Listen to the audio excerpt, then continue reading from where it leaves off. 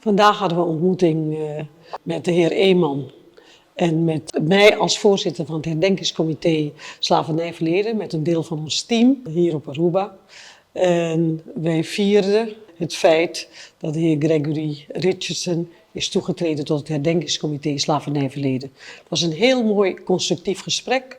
waarin er van alle kanten blijk was van graag willen samenwerken op weg naar een waardige herdenking hier ook in Aruba, maar ook kijkend naar de toekomst over hoe wij dat intergenerationele gesprek aangaan met de rest van de samenleving.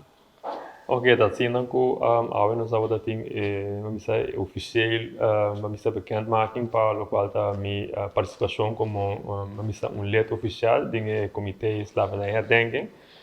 Mi mestre representa Aruba dingen saki, anto para mí está un honor para mí por hacer esa aquí, sowieso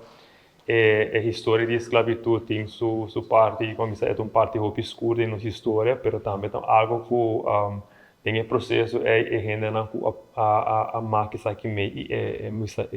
é descendente não, riba nos isla também a sabe de ganhar força a criar a produzir com uma roupa impactante, roupa bonita. Então, dingen zijn met elkaar toch importante para nós por fazer mais investigação riba aqui do honor na antepassado não também e dingen aqui também para nós buscar maneira não para nós fortalecer nos vínculos não com outro, sinha de outro, assim investigação com outro e também ajuda para nós a seguinte geração também vai adiante.